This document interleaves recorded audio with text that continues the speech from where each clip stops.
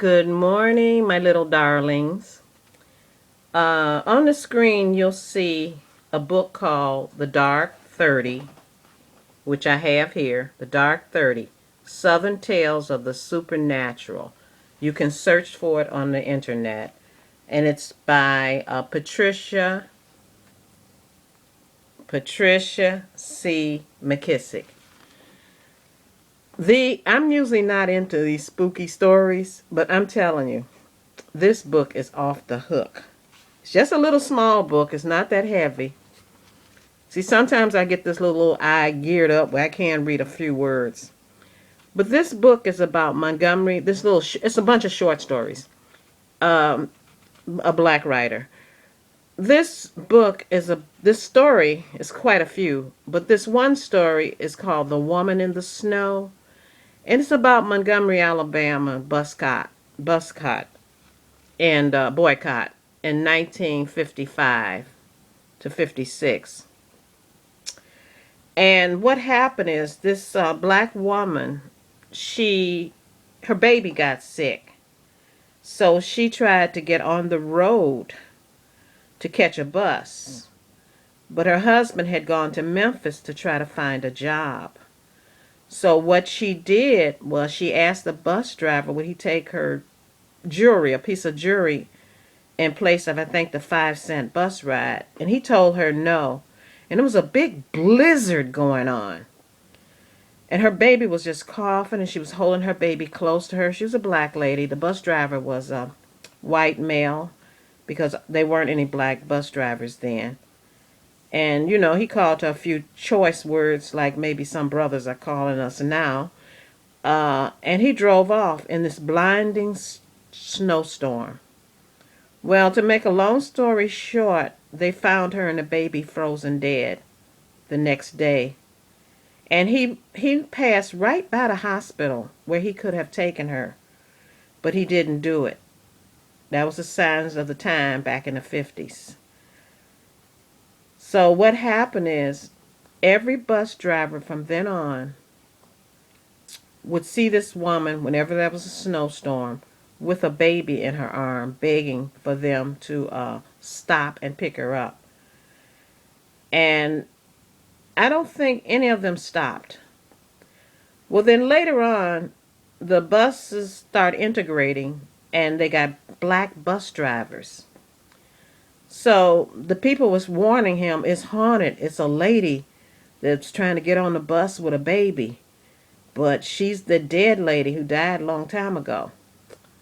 And he says, okay, I'll look out for it, because it was the worst bus ride. It was in the ghetto, and most white drivers didn't even want the route anyway. So he was taking this route one time when it was very, very snowy and blizzard. And sure enough, he saw this woman clutching this baby. So what happened is he stopped. First one that stopped, I think. And he let her get on. And she told him she didn't have any money, but she wanted to take the baby to the hospital. And he told her, he says, go on. So she got on the bus, and she went to the back of the bus. And he told her, he says, Miss, you don't have to go to the back of the bus anymore. You can sit up in the front here. And she was scared and frightened. I can? And he said, sure. So when they got to the hospital, she said, thank you, sir. Thank you so much. And she got off, and she disappeared. And she never haunted that bus ride ever again. So this is Grandma telling you that readers are leaders. So really, especially support our black writers, because God knows they need it. Most people think we don't read, but we read. We really do.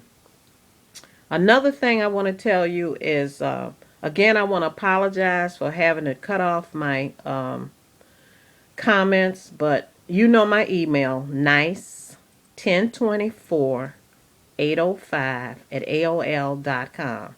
It's down there. In fact, comments is no big deal. Most of the people who made comments were my subbies, and they were nice. But some of them in private email told me that they would be attacked by some people if they knew that they liked my videos. Now, can you imagine being attacked by some lady who's trying to put truth and honesty?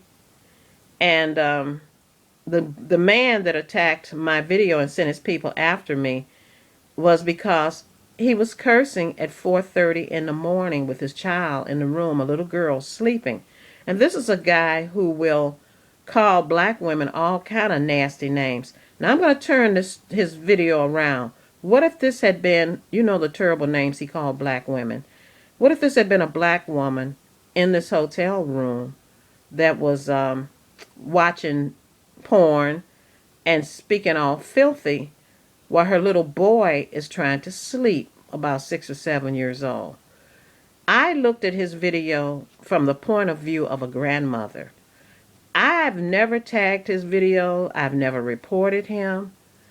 But when I made that comment, I was attacked unmercifully. Now, Tommy Sotomayor, he's blocked me and all that kind of stuff. I'm not going to block him. He's free to email me. But what does he do? He goes to my inbox and just send me a bunch of garbage. But I'm not going to block him from my inbox because I want to get all the stuff that he sends negative to me, because that will show his character like the rest of us don't know what his character is. And I really don't care what Tommy writes. They're beautiful black women. Like I said, I don't care what black women put on their head.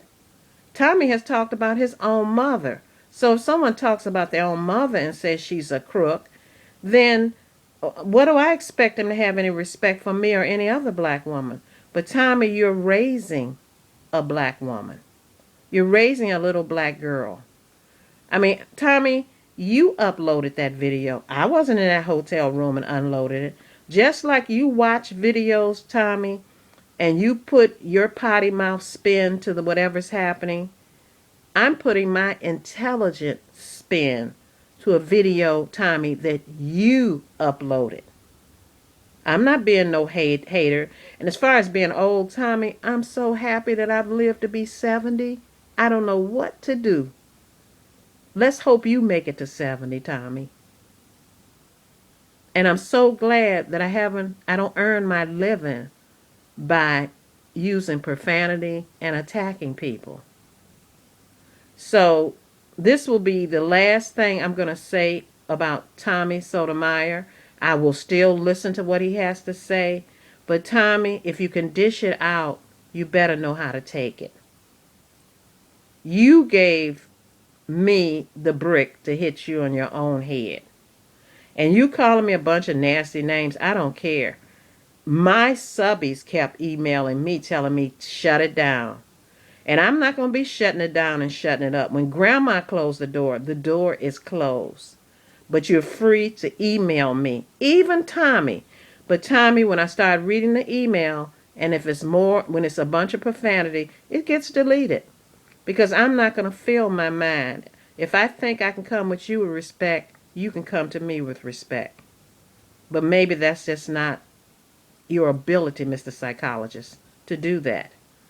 I was raised by beautiful people who taught me to be a respectful woman. Taught me to call a spade a spade.